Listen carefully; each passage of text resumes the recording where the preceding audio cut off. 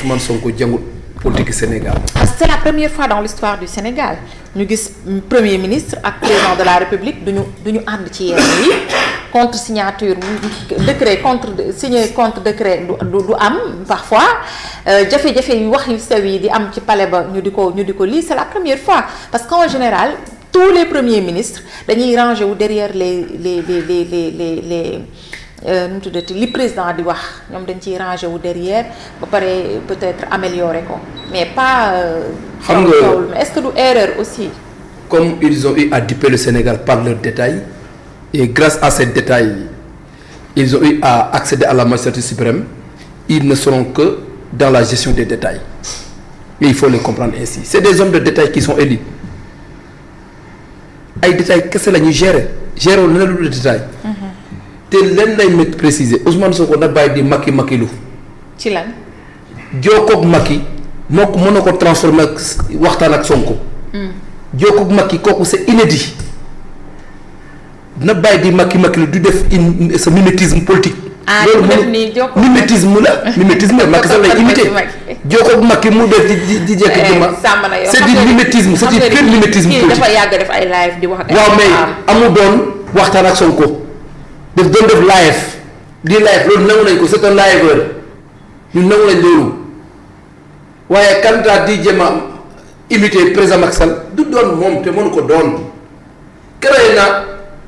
jéem na ko imiter ci plan Sénégal émergent horizon 2050 te ñëpp xam nañ ne Sénégal lu fiy dox léegi mooy PUDC mooy PUMA mooy Promoville mooy PACASEN mooy le plan Sénégal émergent moo fiy dox jusqu'à présent horizon 2050 et dans les trois donc nañ dal. bàyyi di jéem a makki lu duñ Macky Sall du seen morom suñ ci paree nag gis nga ñàkk a xam politique Sénégal ñàkk a xam histoire politique Sénégal moom moo tax muy wax ay cohabitation boo dee ay cohabitation corsée ak cohabitation douce ñaar yooyu yëpp dara mënu ci nekk il n'existe que dans sa tête Mamadou Dia ak Senghor Mamadou Dia ne président du conseil Senghor ne président de la République xam nga lu nekkoon seen réel problème. Mamadou Dia voulait occuper le parti PS Mamadou Dia daf ko bëggoon récupérer bàyyi Senghor du gérer ci parti loolu moo nekkoon l'origine des problèmes soo liiree Omar Sangaré lire Sémou Pathé lire Mamoussé Diagne ci seeni texte di ngay comprendre lu bëri loo xamante ne ñu bëri ñu ngi def ay accusations fallacieuses ci Senghor alors qu'en réalité les soubassements profonds entre le problème de Mamadou Dia et le problème de Senghor c'était en réalité li nga xam ne Mamadou Dia il voulait tout coûte que Senghor abandonne le parti et qu'il gère le parti et que Abdou Diouf ak Senghor lu taxoon seen problème bu Senghor démissionné jox Abdou Diouf réew mi Senghor dafa décidé woon Abdou Diouf su nekkee président moom mu des Sénégal di gérer le parti mais Abdou Diouf Senghor bu mu demee Maroc seeti xaritam ca la ko Abdou Diouf ne bu yóbboo nga jaar foofu dem Versailles fii mënoo fiy ñëw nekk président di gérer le parti donc le problème entre Sonko et Diomaye c'est des problèmes politiciens te ñun suñu yoon nekku ci Sonko amul benn pouvoir le pouvoir discrétionnaire la seule personne habilitée à nommer au poste civique et militaire demeure le président de la République mu contresigner c'est parce que xam rôle am signer moo ko war président nommé mu bañ a du contresigner loolu c'est parce que il brade les normes élémentaires de la République et du fonctionnement d'un gouvernement premier ministre waru def refus ne du contresigner décret wala waru contester nomination président de la République wala ay nitam waruñ toog di ñu bokk parce que di contester ay nomination nit président mooy def ay renseignements parce que balaa ñu lay nommer dañuy def ay renseignements ci yow ngay président di jot ay BR moom day am ay renseignements mais renseignements mineurs lay am mais les véritables renseignements il passe directement au bureau du président de la République kooku gis nit nommé ko ngeen ñëw ay militants ngeen ne déet wala mu dégommé Bassirou Kébé ay militants di saaga président di koy wax di koy yëg lu mel ni Keteme parce que uniquement président dafa dàq diw comme si le président n'a pas le droit de nommer au poste civique et militaire civil et militaire loolu fu ñu ko teg li am nag mooy ne gis nga wax ji yëpp Sonko ko bëggu nguur la Sonko ku bugg nguur la ku ñeme nguuru la li mu wax ne soxla ma saa waay gëma yooyu fii su amee fit amul layam layamee ay coalition douce ay cohabitation douce ay cohabitation saa waay su bëggatu na bàyyi nit da nga am grandeur am hauteur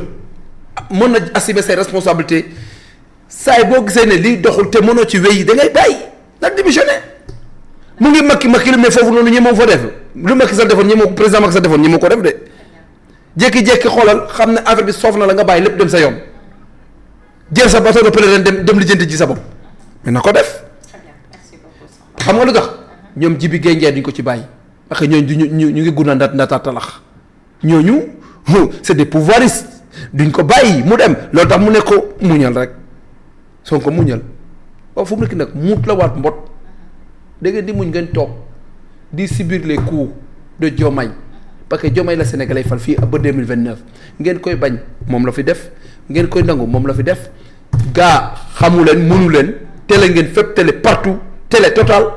mos dem mos yabi ngeen di def loolu lépp xam nañ ko waaye nag du ngeen fi jaay mukk ne Sonko du Diomaye Sonko mooy Diomaye bu ilaa yomi diin loolu mën leen ko bañ cohabitation nag na gën ci xeli Pastef na gën ci xeli Sonko cohabitation mënu nekk Sénégal sur le plan juridique mënu nekk sur le plan institutionnel mënu nekk sur le plan politique mënu nekk et que c'est une chimère politique candidat nag Pastef de l'opposition soyez les bienvenus.